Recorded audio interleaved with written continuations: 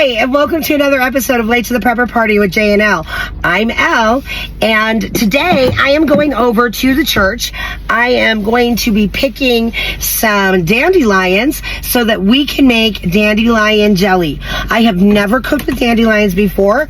I've watched some YouTube videos, and I'm going to give it a try, and let's see how it works. I just wanted to show you real quick. Right here we've got some beautiful dandelions, all for me to come and pick so that I can make some dandelion jelly, which will be super interesting because I've never done it before and I'm excited to do it. So I'm gonna get to picking. Okay, so I've got my dandelions. My hands are all yellow from it, and I'm going to take them home. And one of the first things I was told with dandelions is that no matter what you do, there's always bugs and ants left in them. So I am going to take them home, and I'm going to give them a little rinsing and cleaning, and then we're going to separate the petals from the greenery, and I guess we're going to start making some jelly. And with the dandelions, it's going to be pretty simple. I'm just going to take the dandelions, I'm going to pull the little stem off so I have just a flower head, and then I'm going to lay them on a baking sheet because you have to let them dry out. At least that's what the recipes say. So that's what I'm going to do, and then tomorrow, after they're dried out, I'm going to pull them apart and try to get the petals, and well, I might cook them first and then pull the petals off, something like that, but we're just going to take it as it goes. So I'm going to start with pulling the stems off and laying these out to dry. So now let's take a little look. Yeah, I don't know, some of these you can see they really closed up, but well, I'm just going to pick these off. Just pick the stems off, and maybe I should have washed them first. Let's do that. And let's see what we end up with. This, look at that. That doesn't have nothing. Well, of all the nerve. I don't want any bugs in there. So you can see I'm just picking these off. And one of the other things, I mentioned about My Lamberfides, the channel My Lamberfides, how she's my neighbor, and one of the things that she grows, and grows very well, is sunflowers. And we discussed it last night. I have a couple sunflower jelly recipes, and she grows all different kinds. I bet you didn't know there was variations of sunflowers, or maybe you did. I don't know. I didn't know it. I thought they were all those sunflowers that you typically see with the yellow leaves and the brown centers, but it turns out there's red ones, there's yellow, there's orange, there's purple, all kinds of different sunflowers. And because that would be interesting to know, does the color change the flavor? So that'll be interesting to figure out. Oh yeah, I'm gonna need a lot more of these because looky here. Well, let me get finished first. I would have stayed and picked more, but the mosquitoes are just out in droves, and they're brutal here in the high desert. I swear that their stinger is made out of metal because they actually hurt when they sting you. It's not enough that they gotta exsanguinate you and take your blood, but on top of it, they gotta hurt you too and leave a bite mark, a mosquito bite that, itches and stuff. The Lord knows everything. He sits outside of time and space, and I'm sure he knows that these flowers are necessary because the bees take it and make the nectar, and the nectar with the bees then turn it into honey, and honey is a sugar, and not only that, but it never goes bad, it never decays, and it never rots. It, just like cats eat mice, mice eat whatever. And, there's always like a circular thing, it's a circle of life, whatever. And I don't know what I know the Lord knows, as far as mosquitoes go. I don't quite understand. I just feel like sometimes we could have missed a step with some of these bugs or snakes. But then again, I like I said, I don't sit outside of time or space. And those are those moments where I just have to say, I take it on faith, Like, for instance, people ask me, how can you believe in a God that would, allow a child to die of cancer? And the thing is, or, when bad things happen to good people, how can you believe in a God that lets that happen? And here's my thing about that. Again, I think God sits outside of time and space. He knows everything that's going to happen, everything that has happened, everything that will happen, because he sits out of time and space. And I think when you have that kind of view, you can see the ripple effect. You know how, like, when you throw a pebble or a rock into a calm lake, and the ripples start out where the rock plops and they get bigger as they go. Well, all I can think, I have to take on faith that God can see that ripple effect and knows that I have to take it on faith that and trust my Lord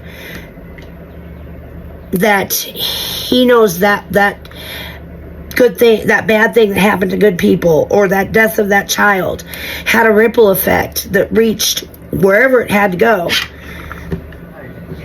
to affect whatever it had to affect. And I have faith in my Lord, and I do believe that he can see things we can't, and I have faith in that ripple effect and his being omnipresent, omniscient, and all-knowing. I don't know if I just did that wrong or not. Here we go. Okay, I'm putting these out to dry. I don't know if I should have soaked them or not. Alright, so we'll take a look at these tomorrow and see where we're at. We'll take a look tomorrow. I have been pulling dandelion petals out because apparently the green part, I have learned in my investigation of learning how to trying to make dandelion jelly. The green part, any part of the stem here, is really bitter. So they tell you when you're making either dandelion jelly or wine to pull the petals out. Some people cut them. I have spent quite some time just pulling the petals out just like this. My fingers are turning yellow, and I wanted you to see, though, kind of this, there's quite a bit entailed in making it. I have seen people who went ahead and just some of the people I watched when I was looking on YouTube looking on Pinterest for dandelion jelly recipes and stuff and what to do. Some people use scissors. Some people just kept this green part on there.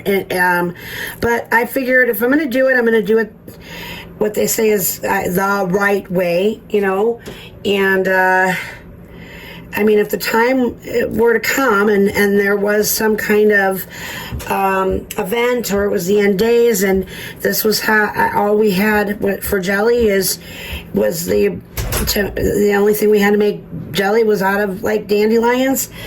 I guess I would have nothing else to do but this. So it's very time consuming though. It takes a lot of dandelions because the recipe, all the recipes appear to call for 4 cups of dandelions, and it takes a lot of time to get 4 cups worth of dandelion petals. I'm doing it, but I as you can see, I'm just sitting here plugging away. I'm not going to make you watch it forever, but I wanted you to see what was kind of entailed in doing it. Like I said, some people just kind of try to pull the green back and get scissors and cut it off. I'm just kind of pulling it out because, I mean, it's not, there's no skill involved. It's not hard. Just, it takes a very long time. It's pretty, tedious, I guess would be the word I would use. So I'm going to go ahead and finish this up, and then I want to, I'm going to end this episode here, and I'm going to have a second part, and it will be us actually making and jarring the dandelion jelly. But I thought it was really important. I wanted to show people from the ground up, and you know, I'm learning myself, and I wanted to show you guys, you know, making dandelion jelly isn't just picking some flowers and kind of steeping them and then adding some sugar and some pectin. It's not quite like that. There's quite a bit of work involved, and you know, but you get what you put into it. You reap what you sow. You know, scripture even says, you know, you'll see my followers by their fruits. You'll see those, and you'll see people who are out there on the homestead who, you know, you'll see it by the fruits. So I'm hoping that this is going to give me some wonderful, beautiful fruited jelly. We'll be making that in part 2. But I hope you enjoyed part 1 and watching me prepare dandelions for cooking, I guess you would say. I'd like to thank you so much again for spending time with me here. Again, I've got to ask, if you would please, if you could click the like button if you're getting, if you're enjoying this episode or our episodes. It really helps the algorithm suggest this video to more people. So if you could do me that little favor of clicking that like button, I would appreciate it. And hey, become a permanent party goer. Click that subscribe, and don't forget the notification bell so that you can be alerted every time we upload a video. Any comments, suggestions, if you know a better way to detach the petals from the greens, please leave it in the comment section. And as always, any prayer requests, Jay and I will pray for you. Just leave a prayer request in the comment section. And I have a feeling not only will Jay and I pray for you, but I think when others see your prayer requests in the comments, I think you'll see that, well, I think others will pray for you as well. And after all, prayer changes things. That's it for me today. Thank you so much for, like I said, for spending time with me. And I will catch you next time. Until then, blessed be his name. Bye.